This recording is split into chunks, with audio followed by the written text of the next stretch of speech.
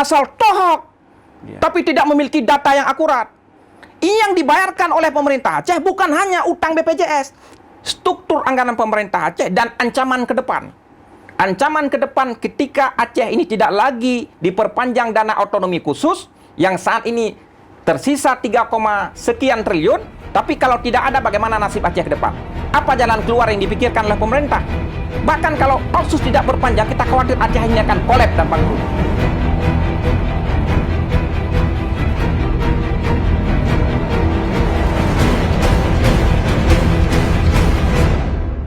Assalamualaikum warahmatullahi wabarakatuh. Halo, apa kabar pemirsa PTM dimanapun Anda berada untuk saat ini, yang sedang ngopi atau mungkin juga di rumah atau sedang bersama keluarga sambil menikmati sajian khas kuliner Aceh atau mungkin masih bermalas-malasan ya.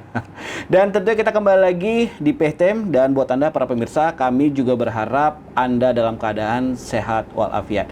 Kita kembali lagi untuk edisi hari ini di episode ke-28 tahun keempat, edisi Kamis 23 November 2023. Dan sama-sama kita ketahui bahwa saat ini memang masih menjadi polemik, walaupun memang sudah disahkan atau mungkin belum, nanti bisa kita tanya langsung dengan narasumber kita, bahwa isu yang beredar atau juga permasalahan belum dibayarnya dana JKA, khususnya buat Anda para pengguna JKA yang juga merupakan masyarakat Aceh. Sebenarnya bagaimana kondisinya, atau sebenarnya apa yang terjadi sehingga belum dibayar, atau mungkin sudah dibayar, atau ada seperti apa sebenarnya masalahnya? Kita mulai saja untuk PTM hari ini dengan tema dana pokir untuk PKA bukan JKA. Mungkinkah JKA dibayar di luar APBA? Bagaimana? Mungkin atau tidak, kita tanya langsung dengan narasumber kita. Ada Bapak Iskandar Usman Al-Farlaki, SHIMS. Ya, Assalamualaikum Pak. Waalaikumsalam warahmatullahi wabarakatuh. Sehat Pak? Alhamdulillah. Masih semangat Pak? Tetap harus semangat. Baik. Dan tentunya bagaimana sebenarnya isu-isu yang terjadi, dan mungkin juga Anda masih penasaran apa iya betul udah dibayar atau belum, atau mungkin juga ya hanya isu-isu, atau mungkin juga ada orang-orang yang bermain dalam tema ini atau isu ini. Dan kita langsung saja bertanya dengan narasumber kita yang juga merupakan Ketua Komisi 1 DPR Aceh dan dari fraksi Partai Aceh. Kita mulai saja, tapi sebelumnya, sebelum opini atau pendapat akan disampaikan oleh Pak Iskandar Usman Al-Farlaki, kita dengarkan dulu salah satu komentar atau statement yang disampaikan oleh pakar hukum dan juga pakar politik pemerintah dan juga keamanan. Ada Bapak Dr. Nasrul Jaman STMKS. Ini dia opini tersebut. Bilang tuh sama Ketua Komisi 1 Iskandar Farlaki itu, pinggir gunung sana dia ngomong begitu. Dana lain dari mana? Aceh itu cuma APBA kok stimulan ekonominya. APBA itu dari mana saja? Ada Otsus, ada DAU, dan kemudian ada dana alokasi bagi migas. Totally dia menjadi 11 triliun. Apa mau ambil dana Bank Aceh? Kalau dia ambil 800 miliar, kolab. Kan asal ngomong nih. Substansinya nggak ada. Kosong itu. Nah ini penyakit nih DPR begini nih. Saya pingin sekali berdebat dengan dia tentang dana pengadaan dana lain itu. Berani nggak dia? Saya ingin tunjukkan dari mana dana itu. Ngeselin betul tuh. Siapa nama itu Komisi 1 tuh? Bukan bidang dia, jangan mentang-mentang banggar tuh sok paham. Baik, Anda sudah mendengarkan kira-kira apa saja pendapat atau statement yang dikeluarkan oleh Pak Nasrul Jaman seputar dana JKA. Kita tanyakan langsung saja dengan Pak Iskandar. Pak Is, Ya. bagaimana nih Pak komentar beliau, dan apa mungkin, nah pertanyaannya ini, apa mungkin dana APBA itu, dana JKA dibayar dari luar APBA? Apa mungkin dibebankan ke masyarakat atau seperti apa? Gimana nih tanggapan Anda? Iya. Pertama, saya termasuk terkejut saat mendengar statement beliau yang katanya seorang pengamat. Saya juga tidak paham apakah beliau menguasai bahan data dari mana sehingga berbicara seperti itu. Ya. Kemudian itu muncul, ya, videonya saya terima, saya lihat langsung. Bahkan ada tudingan seolah-olah ini kan DPR bekerja sama dengan gubernur, ya, di kalimat awalnya, dan itu sangat tidak berarti tudingan seperti itu seolah-olah benar, padahal tidak. Ya. Kemudian kalau beliau mengatakan apa alasan misalnya beliau menuding sesuatu, ya, ke saya misalnya pendapat secara pribadi itu, kita politisi yang di pinggir gunung, ya, itu juga tidak beralasan. kalau statement yang kita keluarkan, misalnya di Harian Serambi Indonesia, ya, ini Harian Serambi Indonesia. Ya, kira-kira beliau baca nggak? Ada nggak pendapat atau kalimat kita yang salah dalam memperjuangkan keberlanjutan premi JKA ini? Itu yang harus dipahami. Seorang pengamat tentu membaca dengan teliti, ya, apa yang kita sampaikan. Saya juga dalam kapasitas ini sebenarnya selaku anggota Badan Anggaran. Karena yang membahas langsung. Persoalan JKA ini bukan persoalan 2023. Persoalan JKA yang harus beliau ketahui itu sejak dari 2022. JKA itu yang sudah kita lakukan proses rasionalisasi data. Saat saya di Komisi 5, itu kita lakukan proses rasionalisasi data sehingga ada data sekitar 300.000 rakyat Aceh, ya, yang kemudian bisa dialihkan itu menjadi peserta JKN KIS. Jadi itu ditanggung APBN, tidak ditanggung lagi APBA. Sementara APBA kita berkurang. Jadi menjadi efisiensi anggaran dari 1,2 waktu itu per tahun sehingga terjadi efisiensi sekitar sampai dengan 900-700 miliar. Itu. Jadi pemerintah Aceh diuntungkan dengan rasionalisasi data ini. Yang kita lakukan. Kenapa kita lakukan itu? Kita tahu bahwa otsus ini akan terus berkurang. Ya, kalau ada yang mengatakan misalnya berpendapat apa yang beliau pahami dari sumber lain, tidak ada kalimat dari sumber lain. Makanya harus baca dengan teliti. Yang kita sampaikan adalah mencari fiskal. Ya, mencari fiskal setelah proses evaluasi dari Mendagri. Apa yang kita lakukan kemarin itu merupakan tindak lanjut dari evaluasi APBA Kementerian Dalam Negeri yang kembali ke Aceh. Juga diperintahkan dalam catatan evaluasi Mendagri untuk membayar utang ke BPJS. Ya, maka kita memaksa membahas dengan tim TAPA, ini harus diselesaikan. Karena ini hajat hidup orang banyak di Aceh. Ya, walaupun kita tidak bisa menuntaskan sejumlah utang yang dilaporkan oleh BPJS. Sehingga kemarin kita bisa mendapatkan porsi anggaran 266 miliar untuk membayar utang ke BPJS dan JKA terus berlanjut. Itu yang kita lakukan. Tapi kalau beliau asal cuap, ya, asal cuap sembarangan mengatakannya seolah-olah maka tidak sepakat dengan JKA. Karena apa yang kita lakukan agar JKA tetap hidup. Dan harus beliau pahami, JKA sekarang itu adalah premi, bukan klaim asuransi. Bukan berapa yang dipakai. Bukan. Tapi kalau harus klaim asuransi segitu. waktu masa Irwandi itu klaim asuransi. Anda boleh datang bawa KTP, Anda boleh datang yang berobat dibayar sesuai dengan jumlah orang yang berobat. Ya, tapi sekarang kita membayar premi JKA. Membayar premi JKA itu seluruh masyarakat Aceh yang tidak ditanggung oleh anggaran asuransi jaminan kesehatan APBN, maka ditanggung dengan program JKA. Walaupun sakit nggak sakit. Iya. Pakai nggak pakai. Iya. Oke. Gitu. Jadi 226 miliar ini yang akan dibayarkan. Sudah dibayar atau belum nih Pak? Ya, proses untuk pembayaran sedang dilakukan. Kemarin sore saya berkomunikasi dengan keuangan pemerintah Aceh, masih dalam proses administrasi. Karena ada WA saya dapatkan dari teman-teman di BPJS bahwa beliau belum menerima anggaran pembayaran itu. Ketika kita konfirmasi sekitar seminggu baru akan dibereskan dari sisi administrasinya. Oke. Dari media juga banyak media menyebutkan bahwa tanggal 11 batas akhir, 11 November 2023. Berarti dengan ada penguluran ini pihak BPJS nggak mempermasalahkan? Enggak. Begitu selesai 2 hari pembahasan, ya, kita Banggar tetap ngotot untuk dibayar itu, ya, dan didapatkan pagu fiskal, ya, oleh tim anggaran pemerintah Aceh dari proyek yang tidak bisa dilaksanakan di tahun 2023. Ya. Maka didapatilah sekitar 266 miliar. Nah, ini juga yang harus dipahami, ada pertanyaan termasuk dari pengamat kita. Uangnya kok banyak? Ya, uang otsus banyak, uang PBA banyak, kok bisa nggak bayar, kok bisa berutang? Nah, kalau akademisi seharusnya baca dokumen di Bapeda. Ya, kenapa bisa jadi hutang itu? Kenapa? Baca dokumen di keuangan. Baca di dokumen tim anggaran pemerintah Aceh. Jangan asal tohok, tapi tidak memiliki data yang akurat.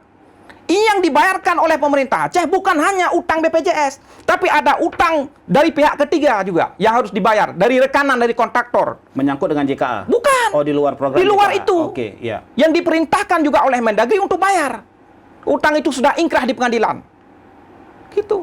Ada porsi yang harus dilakukan pemerintah Aceh. Ini datanya. Ini datanya. Jadi besok-besok data ini dipelajari. Kemudian ini data juga dari BPJS. Utang kita dari 2020. Kenapa utang? Kita sudah perintahkan. Sebenarnya saat proses rasionalisasi data itu kita bayarkan dulu 600 waktu itu. Kenapa kita bayar 600? Kita desak BPJS untuk rasional data. Kalau enggak, kita terus bayar dengan data yang tidak valid, kita rugi. Banyak yang bodong. Iya, Oke. double. Oke. Double data. Di Aceh ada TNI Polri. Iya. Di Aceh ada pegawai. Iya. Di Aceh ada karyawan yang bekerja di perusahaan yang ditanggung kesehatannya oleh perusahaan. Ini kita keluarkan. Oke. Nah, sekarang prosesnya entry data tidak boleh double nick. Double nick langsung membal. Oke. Itu pahami dulu. Baik. Boleh saya lihat? Saya informasikan sedikit saja.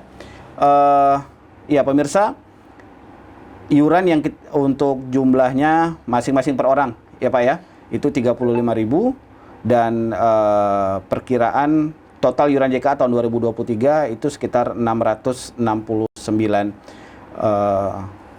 669 dan termasuk sisa utang tahun 2022. Jadi cukup banyak juga yang menjadi beban pemerintah Aceh untuk menanggung ini. Iya. Oke. Nah, apakah seperti yang disampaikan juga statement dari Pak Nasrul, apakah bisa menggunakan dana lain untuk melunasi hutang ini? Tidak ada dana lain. Tidak ada statement kita atau statement saya di media massa manapun yang mengatakan menggunakan dana di luar APBA. Tidak ada. Secara aturan diperbolehkan? Secara aturan? Iya. Dari APBA. Hanya dari PBA. Dari APBA. Yang ada statement kita itu mencari fiskal. Oke. Ya, fiskal mana? Dari fiskal dari APBA. Termasuk yang 260 ini. Ini silakan baca. Ya. Ini di media juga.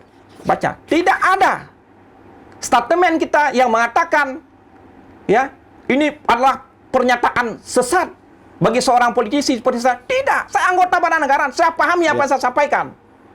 Oke.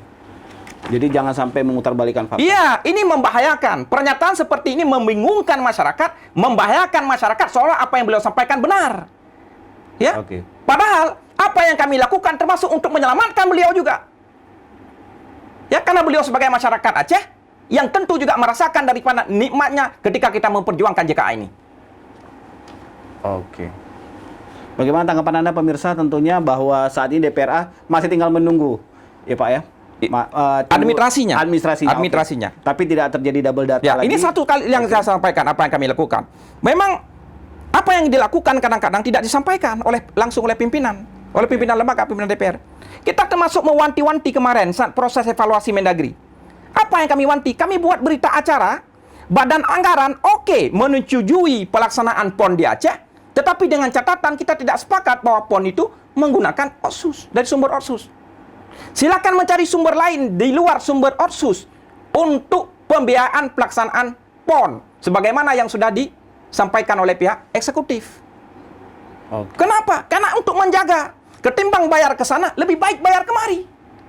Karena ini ada yang Tapi lebih beliau urgent. kan tidak tahu Iya. berapa biaya operasional sebenarnya, pegawai, ya, biaya rutin kantor di Aceh, berapa? Iya. Ya, berapa sekarang APBA kita? 2024 APBA kita 10 triliun sekian. Akan terus berkurang. Seharusnya seorang akademisi, seorang pengamat memberi jalan keluar bagi eksekutif dan legislatif bagaimana proses perpanjangan Otsus agar terus simultan di Aceh. Itu yang paling penting ditunggu oleh masyarakat. Baik. Jangan apa yang kita lakukan ini tidak benar. Apa yang dibuat oleh ini tidak benar, oleh itu tidak benar. Yang benar siapa? Apa yang beliau sampaikan juga tidak benar. Iya. Baik, pemirsa tentunya memang jadi buat Anda mungkin sudah sedikit lega ya bahwa JKA juga akan dibayar, tinggal tunggu proses administrasi. Tapi memang intinya adalah JKA memang harus dari APBA. Harus. Dana pokir apa diperbolehkan misalnya? Tidak ada istilah dana pokir. Oke. Setiap yang sudah masuk dalam buku APBA namanya APBA. Pokir kan istilah yang di luar ini. Iya. Aspirasi, pokir kan istilah di luar. Iya. Kalau istilah hukumnya Setiap anggota dewan yang disumpah itu wajib memperjuangkan pokok-pokok pikiran masyarakat. Kena istilah pikir. Setiap yang sudah masuk dalam lembar daerah, sudah ketok palu menjadi buku APBA, itu adalah anggaran APBA. Baik. Sebegitu rumitnya ini Pak, mengurus JKA yang hingga terhutang dan akhirnya proses anggaran yang cukup rumit sehingga terhutang, atau seperti apa ini Pak? Karena keterbatasan. Makanya Atau karena jumlah warga Aceh yang semakin banyak, atau seperti apa? Enggak. Enggak. Karena keterbatasan saja. Oke. Dari struktur anggaran punya keterbatasan. Ya. Ya. Kalau dulu kita kan 17 triliun. Ya. 17 triliun. 2023 kemarin 15. 15 triliun. Oke. 2024 10, sekian. Berarti sebenarnya pemerintah Aceh dalam apakah itu legislatif atau eksekutif wajib memikirkan atau mencari cara untuk tetap menjalankan JKA ini, walaupun ada pemilu nanti, ada pilkada, atau juga ada PON misalnya yang juga mungkin juga sama-sama penting. Ya, kemarin memang ada catatan yang disampaikan oleh pemerintah pusat. Ya. Pertama soal pilkada. Pilkada itu 40% itu harus di anggaran perubahan diselesaikan oleh pemerintah. Anggaran perubahan di tahun 2023. 2023. 23. Oke. 2024 harus selesaikan lagi dari kebutuhan anggaran pilkada itu 60%. Ya. Ya, itu surat edaran langsung dari Mendagri. Ya, ini juga menjadi beban kita karena sebelumnya kan tidak diwajibkan nih. Ya. Di 2022 kan tidak diwajibkan. Ya, kemudian untuk bayar utang. Kemudian untuk PON. Oke. Ya, itu dibebankan. Juga kita kan tidak tahu ini, orang ngomong di luar. Kita termasuk untuk bayar gaji guru SMA SMK itu per tahun 362 miliar. Kenapa? Karena SMA SMK sudah dibebankan ke provinsi. Betul. Nah, sekarang saya mengajak kita semua coba bedah yang 10 itu. Coba bedah. Ya. Ya. Bagi akademisi, bagi pengamat yang ingin bedah, silakan undang Bapeda. Silakan undang DPR. Banggar. Buat dong diskusi publik. Undang. Minta data, sampaikan data. Biar tahu, sehingga dimanapun ngomong, di mana bicara, di seminar atau di FGD, di simposium nasional, kita mengerti. Gini loh, anatomi anggaran APBA kita. Jadi 10 triliun, misalnya 4 triliun itu sudah belanja ini, itu, 2 triliun belanja ini, itu, 1 triliun belanja ini, itu. Tinggal sisa untuk belanja pembangunan sekian. Itu sebenarnya. Ini yang tidak dipaparkan. Dan itu sudah berjalan dari tahun-tahun sebelumnya mengikuti seperti itu juga. Iya, mengikuti seperti itu. Cuman sebelumnya kita tidak dipersoalan karena anggaran masih besar. 2025 ini kecil lagi. Ya. Karena otsus kita dari 2% menjadi 1% akan menjadi kemudian 0. Iya. Gitu dia. Oke. Ya, sekarang ketika otsus kita 3, sekian. Iya. Otsus kita. Pendapatan lain kita pajak rokok Iya. yang disebut dengan PAD. Nah, otsus itu tidak dihitung pendapatan asli. Walaupun dalam UUPA pendapatan asli itu disebutkan otsus. Tapi Menteri Keuangan dan Menteri Dalam Negeri beberapa kali kita berjuang itu tidak dihitung. Ya, sehingga posisi keuangan pemerintah Aceh itu dihitung adalah menengah ke bawah, bukan menengah ke atas. Iya. Gitu. Jadi cukup rumit juga ternyata ya. Iya, makanya pahami dulu masalah, baru sampaikan. Oke. Ya. Untuk BPJS sendiri kenapa sampai akhirnya mengeluarkan statement juga menginformasikan bahwa akan kita stop? Sebegitu besarnya hutang itu atau tidak adanya itikat baik dari pemerintah Aceh, eksekutif, legislatif, ini seperti apa? Ya, begini. BPJS itu sudah melakukan pertemuan dengan pemerintah Aceh. Oke. Ya, sudah melakukan pertemuan secara lisan. Kemudian disampaikan bahwa akan segera diselesaikan di 2022 dan di 2023. Tapi masalah ini Banggar sudah tahu ya? Ya, kita belum tahu itu. Oke. Kita belum tahu. Nah, kemudian karena pada proses dari kesepakatan secara lisan itu belum diselesaikan, BPJS menyampaikan surat peringatan. Nah, dari surat peringatan itu kita tahu. Saya sendiri surat peringatan itu diteruskan oleh Ketua DPR. Karena saat itu saya ditugaskan untuk mengisi diskusi mahasiswa di kampus UIN dan disampaikan surat yang disampaikan oleh pihak BPJS ke saya. Maka kita tahu bahwa utang berjumlah sekian. Ya, temponya tanggal 11. Ya, saat di situ pula saya berkoordinasi dengan Kepala BPJS Aceh. Bu Neni. Ya, sampaikan Bu Neni. Kalau nanti kemampuan fiskal untuk kita bayar ke BPJS tidak sepenuhnya, walaupun itu mencapai setengah, apakah bisa? Lanjut. Insya Allah kita laporkan ke Jakarta, lanjut. Nah, kembali dari itu malamnya kita rapat. Ya, malam rapat kita sampaikan. Jadi teman-teman berkomitmen dan meminta TAPA harus mencari celah. TAPA meminta waktu di rapat malam, meminta waktu besok berikan kesempatan kepada kami. Ya. Jadi posisinya daripada kami yang coret, ya, lebih baik TAPA yang mencari celah dana di APBA untuk membayar tunggakan utang di BPJS. Oke, besok kita rapat lagi. Besok rapat, baru mereka melaporkan. Angka yang kita temukan sekian. Berarti dari angka yang kita bayar sebelumnya, kemampuan keuangan sebelumnya 65 miliar, ditambah dengan yang disampaikan oleh TAPA 201 miliar, berarti menjadi 266 miliar. Oke, Ya. angka 220. Ya. Setelah rasionalisasi Iya, tadi ya. saya secara pribadi selaku anggota Badan Anggaran dan selama ini berkomunikasi baik dengan pihak BPJS, saya sampaikan bahwa kami sudah melakukan rapat, banggar dengan TAPA, hasilnya seperti ini, mohon arahannya. Beliau menyampaikan minta izin untuk berkomunikasi dengan Jakarta, dengan kantor pusat, silakan. Nah, setelah beberapa waktu kemudian, beliau kemudian melakukan WA lagi, membalas WA saya, insya Allah Pak, JKA kita lanjutkan. Jadi sekarang clear, tinggal saja proses arbitrasi bagaimana transfer keuangan dari pemerintah Aceh ke BPJS. Hanya waktu Ya, diproses, hanya ya. waktu selesai. Kemarin saya komunikasikan waktu sekitar 1 minggu. Jadi selesai, tidak ada persoalan. Sebenarnya makanya pemerintah dalam berita yang kita buat, rakyat, masyarakat kita minta tenang. BPJS tetap lanjut. Karena apa? Karena komitmen kita di Banggar tetap apapun ceritanya ini harus lanjut. Ya. Iya. Tidak ada cerita lain. Ini pula yang bisa dinantikan dan dirasakan oleh seluruh masyarakat Aceh.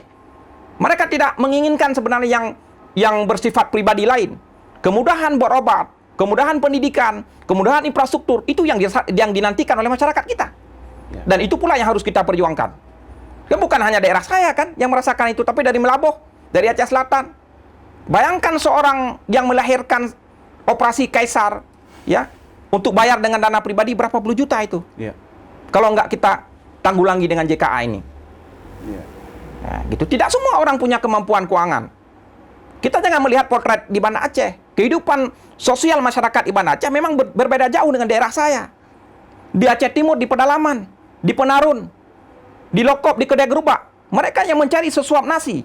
Iya. Ya, untuk makan saja sulit. Bagaimana untuk berobat? Biaya sekarang tinggi.